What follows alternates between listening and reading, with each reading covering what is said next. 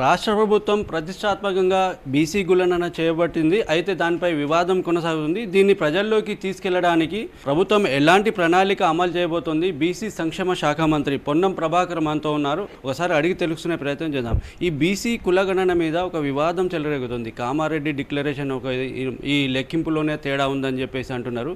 మరి ప్రభుత్వం ఎలాంటి ప్రణాళిక అమలు చేయబోతుంది? ప్రజల్లోకి ఎలా వెళ్తున్నారు?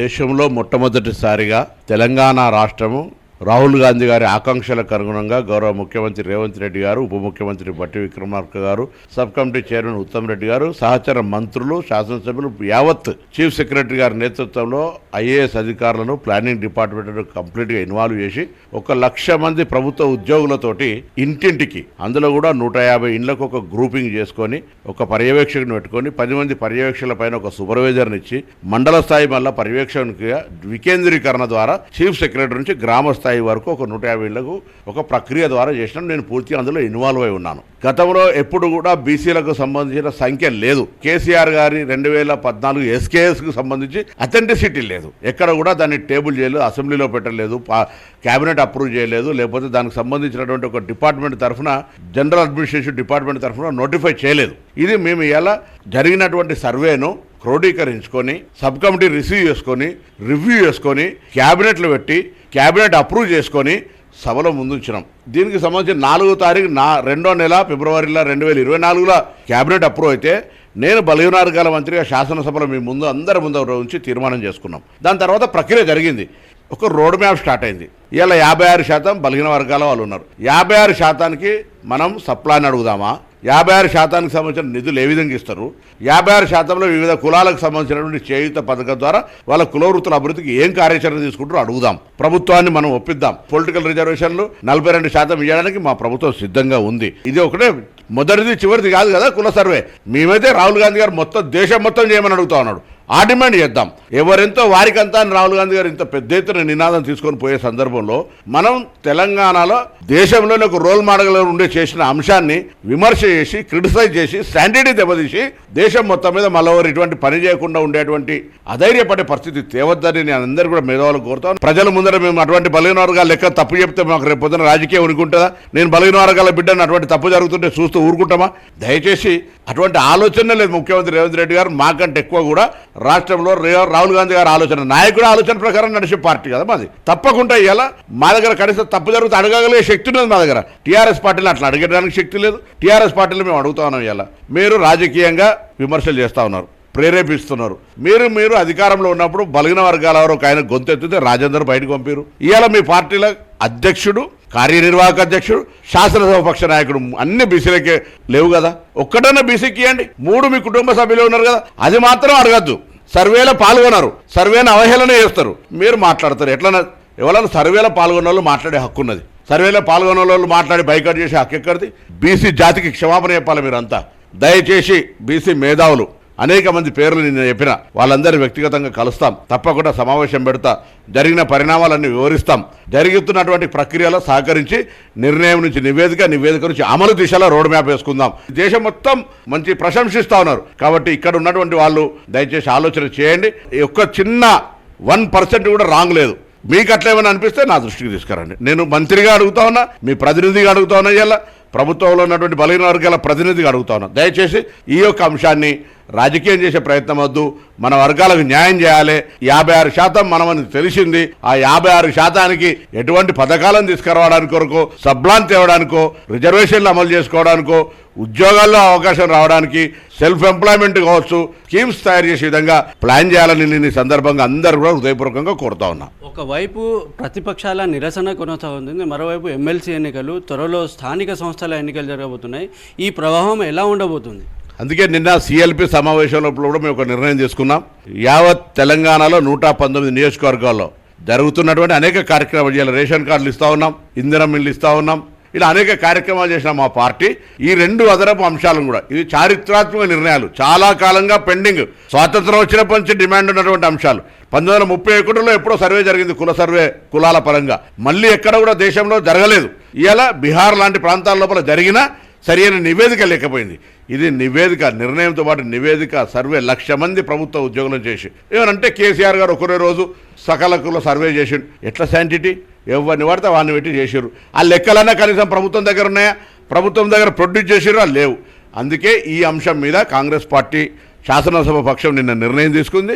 119 నియోజకవర్గాల్లో పోటీ చేసిన అభ్యర్థులు కానీ ఉన్న శాసనసభ్యులు కానీ అందరూ కూడా ప్రతి మండల స్థాయిలో ఈ కార్యక్రమాలు నిర్వహించాలి, నియోజకవర్గ స్థాయి నిర్వహించాలి. దాని తదుపరి రాష్ట్ర స్థాయిలో సూర్యాపేటలో ఒకటి, సంగారెడ్డి ప్రాంతంలో ఒకటి పెద్ద కార్యక్రమాలను ఏఐసిసి నాయకులను పిలిచి ప్రజలందరికీ చెప్పే విధంగా జన సమీకరణ చేసి అందరినీ భాగస్వామ్యులు చేసి కార్యక్రమాలు చేస్తాం. ఏదైనా సమస్య ఉన్నప్పుడు అందులో భాగస్వామ్యమై ఆ అంశం మీద విమర్శిస్తే సార్థకత. ఇంత పెద్ద సర్వే జరిగే సందర్భంలో సర్వేకు సహకరించకుండా సర్వేను విమర్శించి సర్వేను తప్పులు చూపెట్టే ప్రయత్నం చేసిన వ్యక్తులు ఇవాళ సర్వే తప్పు జరిగిందని మాట్లాడే హక్కు, నైతిక హక్కు ఉంటుందా? మీరు ఒక్కసారి ఆలోచన చేయండి. సర్వే జరిగే సందర్భంగా 50 రోజుల ప్రక్రియ, క్వశ్చనర్ ప్రజలకు ముందట ఉంచినాం, పబ్లిక్ డొమైన్లు ఉంచినాం, చర్చలు అడిగినాం, అందరు సలహాలు అడిగినాం. ఒకటే రోజున మేము మొత్తం రాష్ట్రం మొత్తం అన్ని గ్రామాలు చేయలే, 4 జిల్లాల ముందు ప్రాక్టికల్గా దీనికి సంబంధించి ఎట్లా ఉంటుంది, ప్రజల్లో ఏంది అభిప్రాయం, ఏ ప్రశ్నలు పెట్టాలి, ఒక్కొక్క మనిషిని అడగడానికి ఎంత సమయం పడుతుందని అన్ని రకాల చర్యలు తీసుకొని సాంకేతికంగా డిసెంట్రలైజ్ చేసుకొని 150 ఇళ్లకు ఒక మ్యాపింగ్ చేసుకొని ఆ 150 ఇళ్లకు ఒక ప్రతినిధి రోజు 6, 7, 8 ఇళ్ళు మాత్రమే తిరిగే విధంగా నిమ్మలంగా కూర్చొని ఇవాళ కూడా మళ్ళీ ఛాలెంజ్ చేస్తున్నా. ప్రతి డాటా సేకరణ ప్రజలు ఇచ్చినటువంటి స్వచ్ఛంద సమాచారం మేరకు వాళ్ళ సంతకంతో సహా డాక్యుమెంటేషన్ ఉంది. నేను ప్రస్తుత నాయకులను అడుగుతాను, ఏ గ్రామానికి వస్తారో రండి, నేను ప్రూవ్ చేయడానికి సిద్ధంగా ఉన్న లెక్కలు కరెక్ట్ అని చూపెట్టడానికి. కొంత అర్బనైజేషన్ల కాలనీలల్లా లేదా గేటెడ్ కమ్యూనిటీలల్లా రానియలే, అది శాసనసభలోనే ఒప్పుకున్నాం. ఇప్పటికి కూడా 3-4 శాతం కానటువంటిది అఫీషియల్ రికార్డులోనే పెట్టినాం. అర్బనైజేషన్లో జరగకుండా ఉండకపోవడానికి కూడా కారణం వీళ్ళు చేసినటువంటి దుష్ప్రచారమే. కాబట్టి తప్పకుండా గ్రామీణ ప్రాంతాల ప్రజలు స్వచ్ఛందంగా వాళ్ళ సమాచారాన్ని ఇచ్చినారు. మేము అడుగుతున్నటువంటి సమాచారంలో కూడా తప్పులు పెట్టే ప్రయత్నం చేశారు. బ్యాంక్ అకౌంట్ ఉందా లేదంటే బ్యాంక్ అకౌంట్ నెంబర్ అడుగుతుర్రని, టెలిఫోన్ నెంబర్ అడుగుతున్నారు, ఎంత రేపు సైబర్ క్రైమ్ కాదా అనేటువంటి విధంగా ప్రయత్నం చేశారు.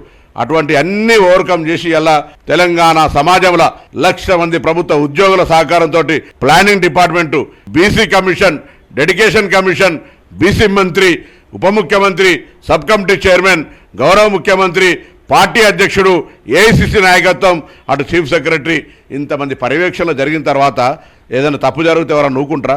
ఇవాళ అడుగుతామన్నా, పర్యవేక్షకులుగా పనిచేసినటువంటి అనేక మంది ప్రత్యక్షంగా ఉన్నారు. పర్యవేక్షకులుగా 150 ఇళ్ళు చేసినటువంటి వల్ల ప్రతిష్టకు సంబంధించిన సవాల్ వస్తూ ఉంది. మీరు తప్పు చేసినరా? మీరు చేసిన సమాచారాన్ని వాళ్ళు తప్పు పడుతూ ఉంటుంటే దయచేసి అక్కడక్కడ కొంత మేధావులుగా ఉన్న వాళ్ళు ఈ అంశం మీద జరిగినటువంటి వాస్తవాన్ని చెప్పే ప్రయత్నం చేయండి. అసలు భారతీయ జనతా పార్టీకి ఏం హక్కు ఉన్నది? భారతీయ జనతా పార్టీ మాట్లాడుతుంది, అరే కేంద్రంలో అఫిడవిట్ ఇచ్చారు మీరు కులగణన చేయమని. మీరు ఫ్యూడలిస్టిక్ పార్టీ నిన్న పార్లమెంట్లో ప్రధానమంత్రి గారు మాట్లాడతారు, మనం విభజిస్తున్నమాట. మతం పేరు మీద పంచాయతీ చేసిన వాళ్ళు మేము ఎవరెంతో వారికి అంత న్యాయం జరగాలనేటువంటి వాళ్ళం మేము విభజిస్తున్నామని చెప్పి మాట్లాడతారు. అందరికీ ఎస్సీ, ఎస్టీ, బీసీ, ఈబీసీ అందరికీ న్యాయం జరిగే విధంగా కార్యాచరణ ఉంటుంది. అందరూ సహకరించమని హృదయపూర్వకంగా నేను వారందరూ కూడా మరొకసారి విజ్ఞప్తి చేస్తా ఉన్నాను. మేము ఇచ్చిన సమాచారం వల్ల యాజ్ ఇట్ ఈస్గా ఉందా లేకపోతే మార్చారా అని తెలుసుకునే అవకాశం అని ఉంటుందా? ఇప్పుడు దీనికి సంబంధించి ఎక్కడ అటువంటి అపోహ అవసరం. మేము ఎవరి ఆస్తులకు సంబంధించో బ్యాంకు నిల్వలకు సంబంధించో కేసీఆర్ గారి, కేటీఆర్, హరీష్ రావుల యొక్క ఆస్తులను బయట పెట్టడానికి దిస్ ఇస్ పబ్లిక్ డొమైన్లో ఆర్టికల్ 14 ద్వారా ఎవరి స్వేచ్ఛ వారిది. మార్చేటువంటి ఇది ప్రభుత్వం అటువంటి పొరపాటు చేస్తే ప్రభుత్వం కూలిపోతుంది. ఎవరి అంశాలను కానీ అన్ని జాగ్రత్తగా ప్రభుత్వం దగ్గర ఉంటాయి. ప్రభుత్వంకు సంబంధించిన అవసరమైన సమాచారం రేపొద్దున పథకాలు తయారు చేయడానికి సంబంధించినటువంటి లెక్కలు మాత్రమే తీసుకొని పోతాం. అందుకే పబ్లిక్ డొమైన్లో కూడా ఏం సమాచారం ఎంతవరకు చట్టబద్ధంగా ఉంచగలుగుతాం అంతవరకే ఉంచుతాం.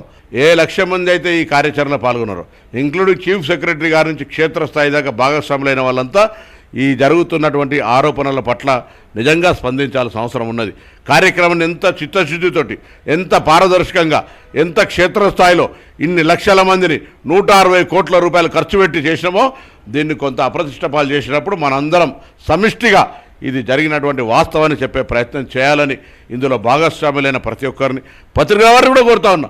పాత్రికేయులు మీరు ఎక్కడైనా ఒక గ్రామానికి వెళ్ళండి, సర్వేలో వాళ్ళు చెప్పినటువంటి అంశానికి వాళ్ళ సంతకం తీసుకొని ఆ సంతకం తీసుకున్న ఎమ్యునరేటర్ను, డాటా ఎంట్రీ ఆపరేటర్ను కూర్చోబెట్టి మేము ఇలా ఎంట్రీ చేసినాం. కోడింగ్ ఇచ్చినాం, కులాలు కూడా తప్పు రాకుండా ఉండడానికి ఎవరేంది అనేటువంటి కోడింగ్ ఇచ్చి 57 ప్రశ్నలు మీరు చదవండి, బుక్ ఇయ్యాల కూడా ఉంది. ఇంటికి డోర్ స్టిక్కర్ అతికేసినాం, ప్రశ్న వాళ్ళని తీసుకుపోయినాం, సంతకం పెట్టించుకున్నాం. అన్ని రకాల కార్యక్రమాలు జరిగితే దీనికి ఇలా అప్రతిష్ట చేసే ప్రయత్నం చేస్తున్నారు. నేను మరొక్కసారి బీసీ మేధావులను, బీసీ కుల సంఘాల నాయకులను, యువజన సంఘాల నాయకులను, బీసీ ఉద్యోగ సంఘాలను, అన్ని రకాల వాళ్ళందరినీ కోరుతా ఉన్నా, ఒక్కసారి ఆలోచన చేయండి. ఇవాళ వచ్చినటువంటి శాతానికి అనుగుణంగా 56% బలహీన వర్గాల వాళ్ళు ఉన్నాం. ఆ 56% అనుగుణంగా మనం ప్రభుత్వం నుంచి ప్రణాళికలు తెచ్చుకునే దాని కొరకు సప్లాన్ కావాలన్నా, ఏం స్కీమ్స్ కావాలి రాసియండి. తప్పకుండా ప్రభుత్వంలో క్యాబినెట్లో డిస్కషన్ చేస్తాం. మా వర్గాల డిమాండ్ ఇదని చెప్తాం. మాకు ఇన్ని నిధులు కావాలని చెప్తాం. హక్కుతోటి ఎట్లయితే SC/ST సప్లాన్ కాన్స్టిట్యూషనల్లీ అయిందో దాని కొరకు డిమాండ్ చేసి రోడ్ మ్యాప్ ప్లాన్ చేసే ప్రయత్నం చేయండి. కానీ అది అంతకంటే ఇంకా దీన్ని విమర్శించే ప్రయత్నం చేయొద్దని ఈ సందర్భంగా అందరికీ హృదయపూర్వకంగా విజ్ఞప్తి చేస్తూ ఉన్నాను. ఓకే, అయితే బీసీ కులగణన అనేది శాస్త్రీయంగా జరిగింది, ఎలాంటి తప్పులు జరగలేదు. ఏ తప్పులు ఉన్నా సవరించేందుకు కూడా ఎప్పటికప్పుడు సిద్ధంగా ఉంటామని చెప్పి బీసీ సంక్షేమ శాఖ మంత్రి పొన్నం ప్రభాకర్ అంటున్నారు. కరీంనగర్ నుంచి కెమెరా తిరుపతితో అలీముద్దీన్, ఈటీవీ న్యూస్.